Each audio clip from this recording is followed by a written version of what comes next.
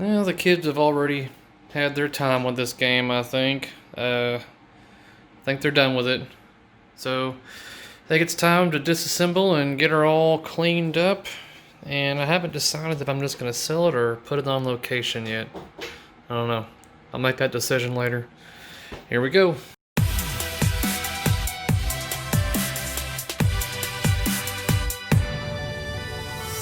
And this is how I work on playfields for the System 3 Gottliebs to get them to where I can access everything without having to remove the playfield entirely from the machine and unhooking everything. Simply just a little clamp on this side and a clamp on the other side as well. Gets the playfield pretty much level and really comfortable to work on and access everything when the pinball is all on its legs and everything.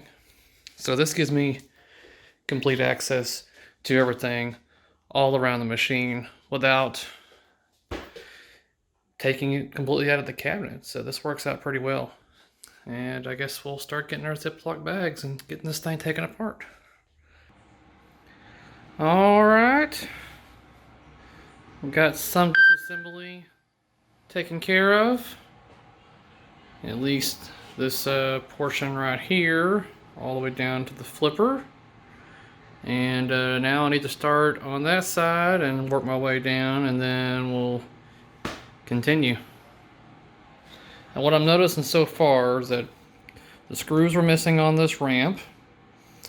I think everything up there seemed to be okay, nothing troublesome. Rubbers were obviously pretty old in this game. We got quite a lot of wear around this scoop. This screw post snapped off on a single twist. Yep, so I'm not happy about that. Gonna have to take care of that. I think that is the only issues that we've had so far. Alright, we've gotten a little further now. Gotten the castle all removed, the upper playfield removed. And that's where we're at on this. Playfield is right here.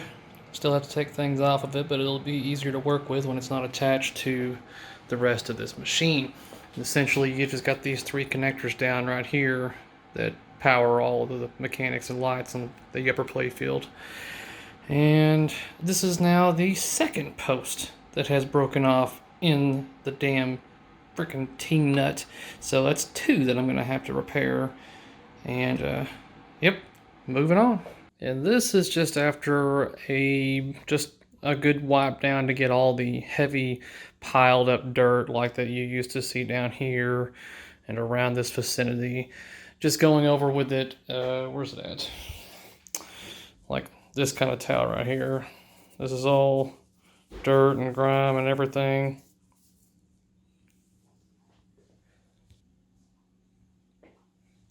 So a lot of the heavy dirt's been cleaned up. There's still a good amount of dirt that's going to need to be cleaned out of here. Obviously, it's not as clean as I'd like it to be. So that's why I'm busting out the magic eraser. And we're going to get this thing cleaned up a little bit better.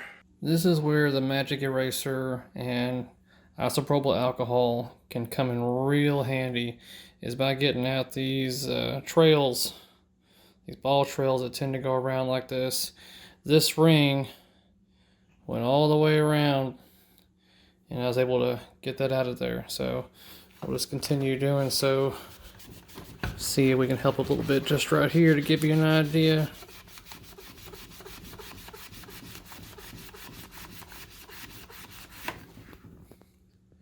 It's looking better. Still going to require some grease, and obviously some of the dirt was covering up where even some paint has gone away.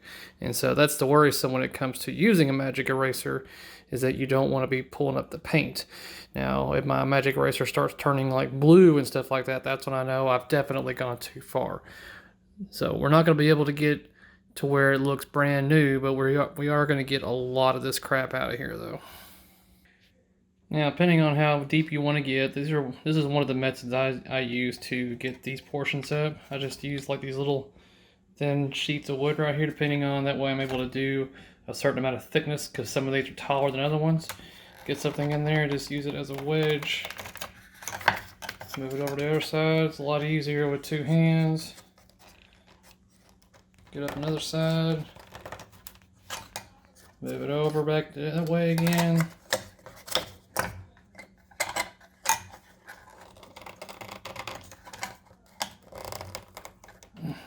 Back to the other side. Now, what I'll do now is add another thing of wood, because depending on how deep these things go, they're probably pretty close to coming out though. Damn, those are in there pretty good. So what this does is keeps it from damaging the playfield when I'm prying those things up. So I gotta go get another sheet of this wood here, and that way I can get it all the way out. But that's a method to go about doing it. Now this is after going through this section with the magic eraser and isopropyl alcohol. No, I haven't gone through to get all the little bitty stuff left over behind from the magic eraser. This is just to show you what all I was able to clean up. I had to pull up the mylar around here because it was really coming up, and there was a bunch of dirt packed up underneath there that was keeping it from being able to go back down. So I went ahead and just pulled that whole ring around that pop bumper out. And I think all in the upper play field kind of scrubbed pretty good, including the targets. They're cleaned up, pop bumpers right here. Now I'm basically going through and putting stuff that I took out. I'm not getting these to a nice mirror finish, but I did go through real quick and just brush them, so that way they are cleaner whenever they go back onto the machine compared to what they did look like, which is worse than that. So it's a little bit of an improvement. This one's got cleaned up a little bit too. But yeah, I'm just gonna put those back on. Yeah, and that's where we're at on this. So once I get this done, which I'm just about there, then I'll start cleaning the bottom half of the playfield with the magic eraser and everything. Alright, so the playfield has been gone over with the magic eraser and isopropyl alcohol.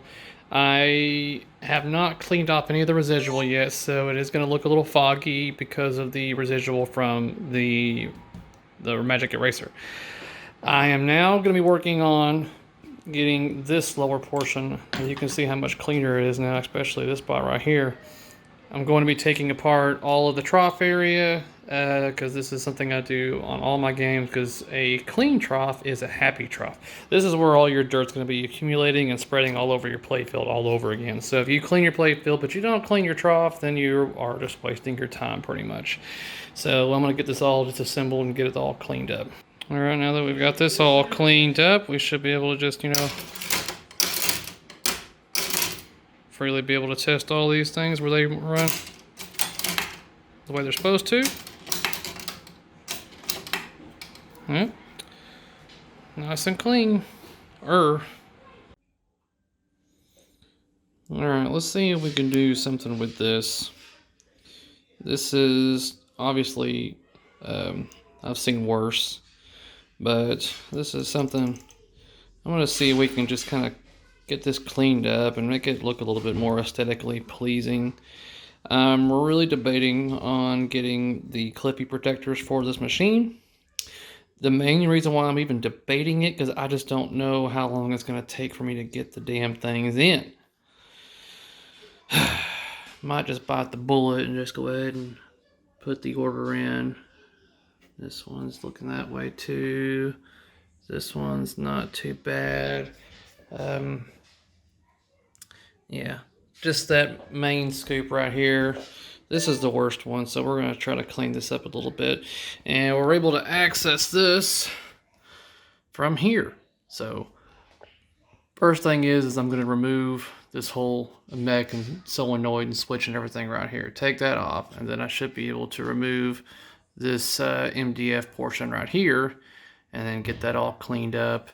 And then I can work on up here, getting this smoothed out. I may or may not do some airbrushing just to give you guys an example of what you can do, but then I'll paint some clear on this to lock that in, and the cliffies would cover all this up anyways. So alright, let's take off this portion right here. at this angle, you can see what we're working with. Basically just 4 screws to remove the solenoid, and then you got 4 other screws to remove the wood. Let's remove those. And here we have the portion that used to go right here like that. And this looks like an easy fix for down here. All I got to do is clean this up, and then I'll do a little bit of sanding around here inside that area, and then just repaint it black, and then I'll even shoot a layer of clear over it just to give it some extra protection for future wear. Alright, so I've got this moderately sanded just to kind of help smooth things out a bit. I need to thoroughly clean it up to make sure there's no dirt or debris in this area. And then I'm going to be laying down what is called frisket film, frisket paper. Now I have a big old roll of this, but I'm going to use the rest of this that I bought. I think I got this at Hobby Lobby. Yeah. And I'm just going to cut out the portion that I need, which is just a small little area. This is just to prevent me from accidentally getting any kind of spray on stuff that I don't need to. I don't need to cover the entire playfield, just the direct area. And then I have a roll of this kind of material that I can utilize to help with any kind of overspray. And once I get it all down, I'll show you what I'm talking about, but just describing it's a little difficult. So let's do that. Here is just a real quick typical setup for something like this. I've got all the extra sheets to control overspray, and this is all frisketed around here. Now you can see the yard, and you think I might be painting that, but I will not be. I'm only going to be able to paint what I cut away using the X-Acto knife around this hole. And that's what we're going to do next. Alright, so I've cut away what I don't want to be painted over, which is just the circle for this hole. And if there's any kind of bleed through around this area that's worn down, then I can easily just use a black paint marker to do what I'm going to do anyways. But like I said, I'm not too worried about this because it's going to be covered up with a Cliffy anyways. So, alright, let's get our airbrush stuff ready. So here's our supplies I'm going to be using. I've got a big bottle of the opaque white because that is a major must when it comes to airbrushing, and then I've got a transparent brown. Now the brush that I'm going to be using is this one right here. This is a cheap one. I mean, you can get this off of Amazon, and I went through a couple till I found one that worked really well for me, and this is one that I have found that works really well for me. It is gravity fed. Now it's all about personal preference when it comes to gravity versus siphon fed, but I have just found that this gun works good for me. So first off, I'm going to get it all hooked up, and something I'm going to get in the future is a little pump. I'm using my big old air compressor with a built-in regulator, but I need to get the little bitty mini pump so that way I don't have to worry about having to use that. Anyways, I'm going to get this all hooked up. We're going to put a bunch of opaque white in here and get our base coat down. What you need to do is make sure that you don't let excess paint and everything go down into the other stuff underneath the playfield, obviously. So I've got that masked off with some painter's tape right there. So now I should be able to shoot without worrisome of hitting anything that shouldn't be hit. All right, so we are ready to start putting in some paint and start shooting. We'll see how it goes. I'm going to try to do this with one hand and be able to record at the same time, guys. Yeah. Now, don't get too close. I don't want to worry about any kind of off spray, so let's see what I got going so far here. All right.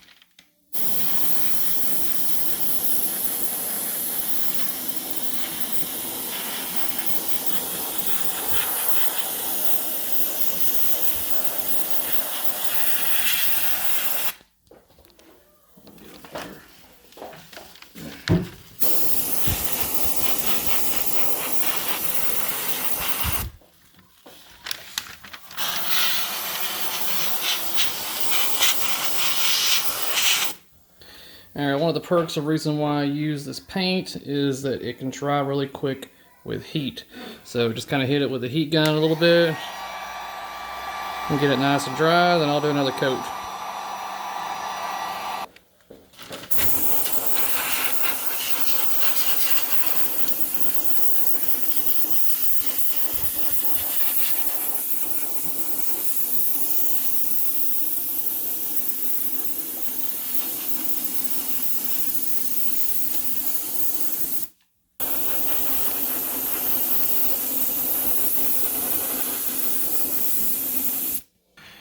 Alright, so let's see the fruits of our labor. Should be able to pull this stuff away now.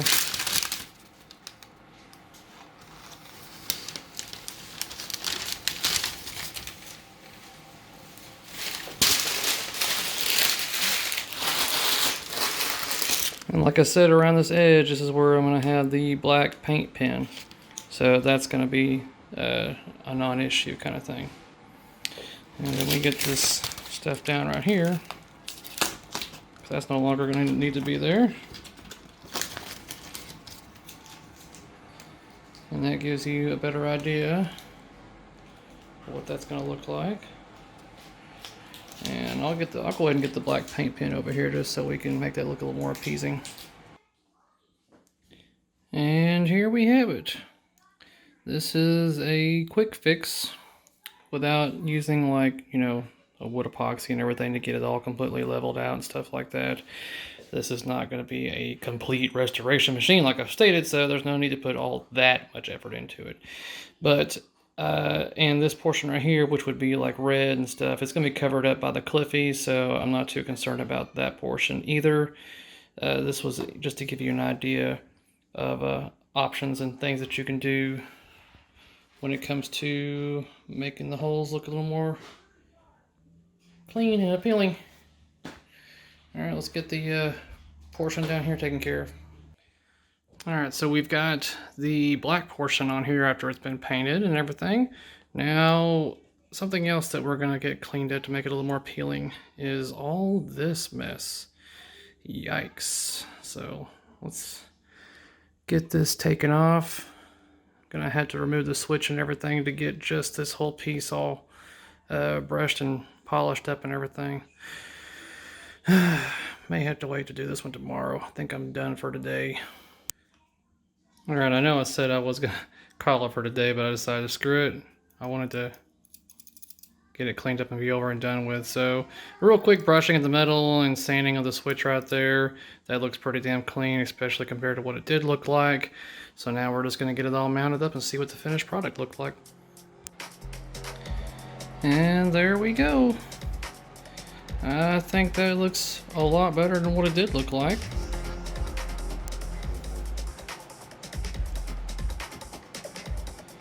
Alright, I'll get this portion right back here, put it back in its slot,